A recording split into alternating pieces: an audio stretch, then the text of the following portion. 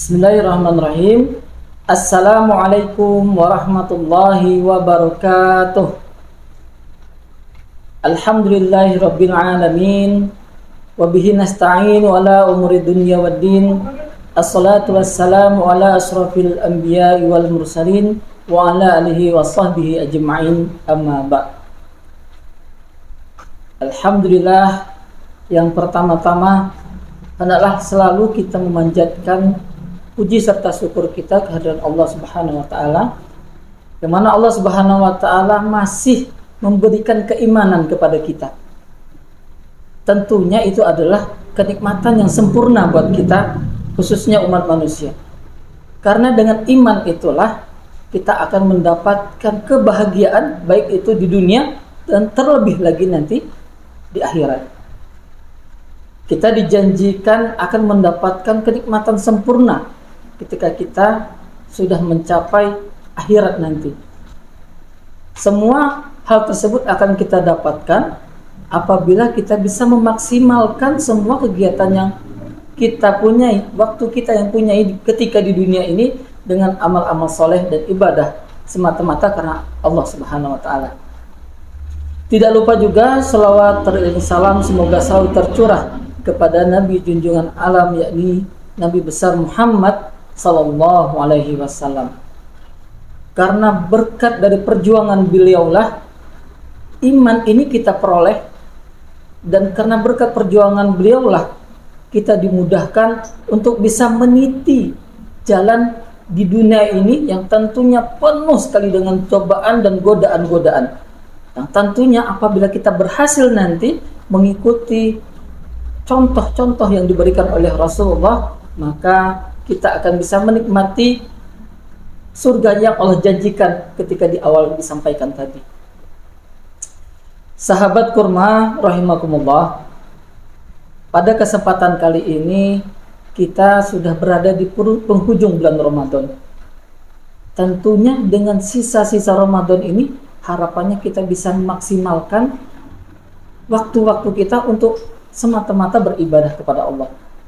Apalagi di bulan Ramadan ini ada satu malam kemuliaan, yang mana apabila kita beribadah, kita bersolat, kita berzakat, kita menunaikan infak dan bersedekah, maka pahalanya akan dikalikan seolah-olah seperti kita beribadah 1000 bulan.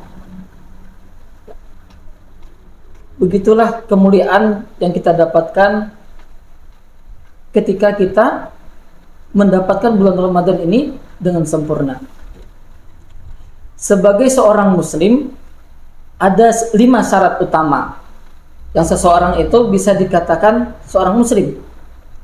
Hal itu terangkum di dalam rukun Islam, yang mana yang pertama, sebagai pilar pertama itu adalah syahadat. Sedangkan pilar kedua itu adalah sholat.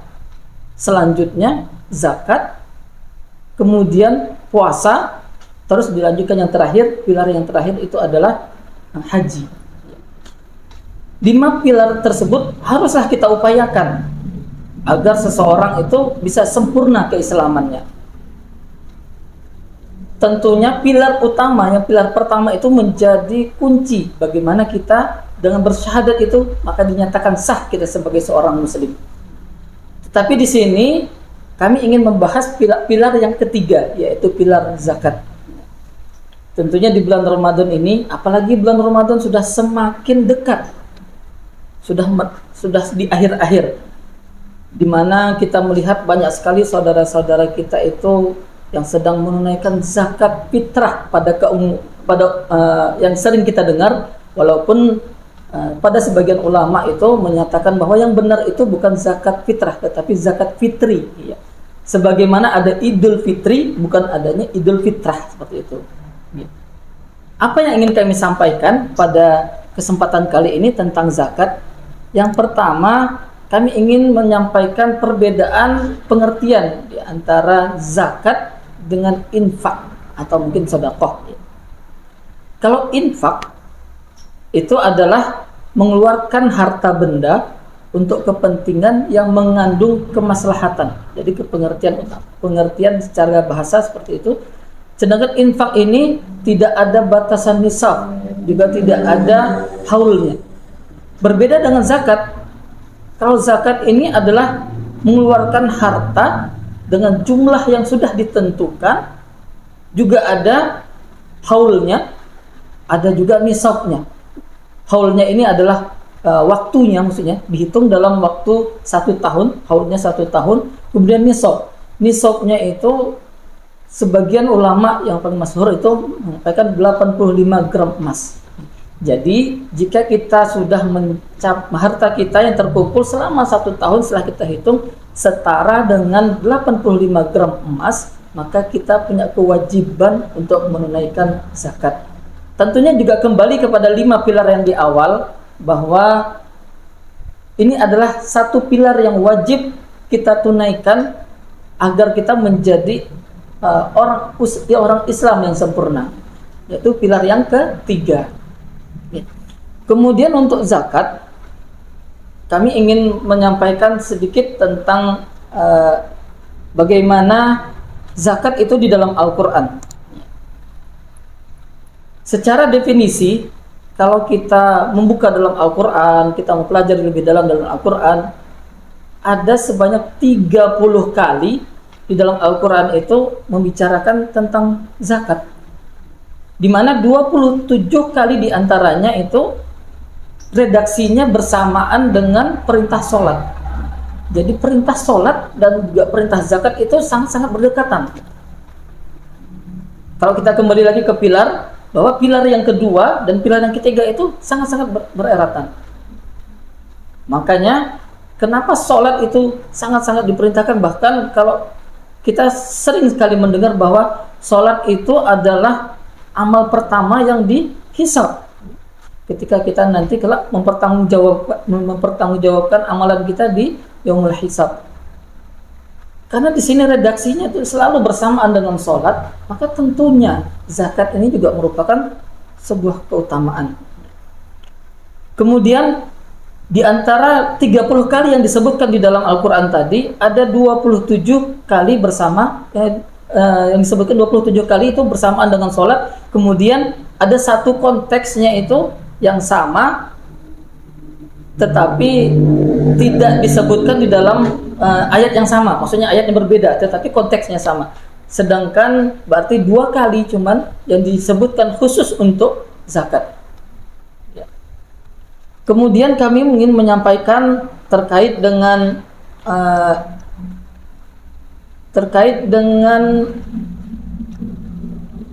tugas-tugas orang yang menerima zakat.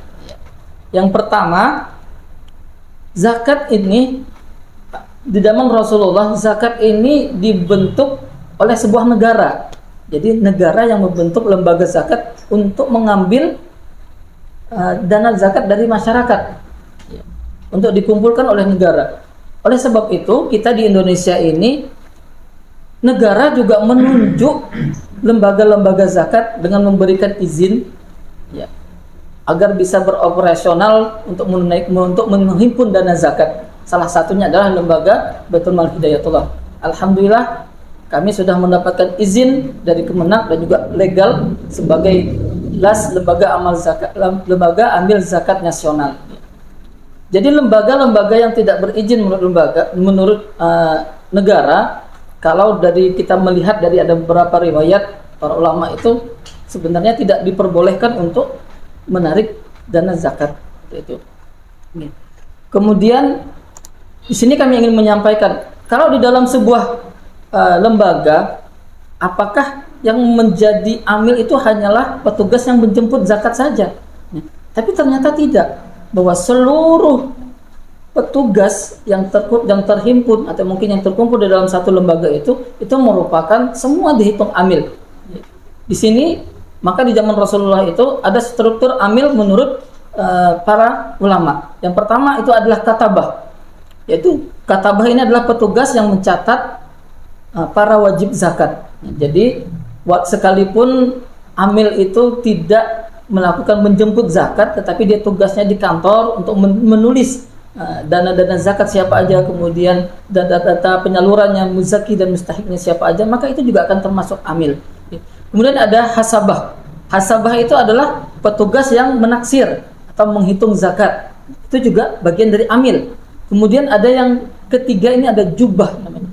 Jubah ini adalah petugas yang menarik, mengambil zakat dari para muzaki. Tentunya ini yang paling sering kita temukan ya, karena mungkin ada yang ada yang dihubungi oleh petugas zakat untuk dijemput donasinya seperti itu. Kemudian yang keempat ada hazanah. Hazanah ini adalah petugas yang menghimpun dan memelihara. Dan yang terakhir adalah qasamah. Qasamah ini adalah petugas yang menyalurkan zakat pada mustahik. Kalau di BMH sendiri ini disebut adalah petugas prodaya, adalah petugas yang tugasnya untuk menyalurkan dana zakat. Dan sekalipun petugas ini adalah petugas yang cuma bersih-bersih di kantor, atau mungkin ini kalau dia memang masih dalam lingkup lembaga zakat, maka itu juga termasuk bagian daripada amil.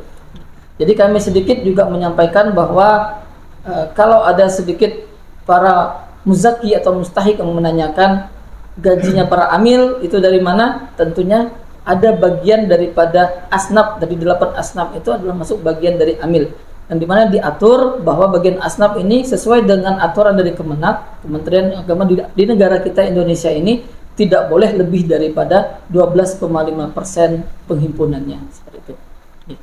Demikian mungkin sedikit sharing ilmu khususnya bagi kami pribadi, dan juga mudah-mudahan nanti bermanfaat untuk seluruh jamaah yang menyaksikan daripada video ini. Dan tentunya hal-hal apa yang kami sampaikan itu terdapat banyak kekeliruan. Kami mohon maaf jika terdapat banyak hal-hal yang kekeliruan, tentunya itu kami mohon kepada ampun kepada Allah atas dosa-dosa tersebut. Dan jika dari apa yang kami sampaikan tersebut terdapat kebaikan, ya mudah-mudahan itu adalah kebaikan yang juga bernilai pahala, baik dari menyampaikan juga baik yang mendengarkan. Demikian dari kami untuk pada kesempatan kali ini, kami undur diri terlebih dahulu. Assalamualaikum warahmatullahi wabarakatuh.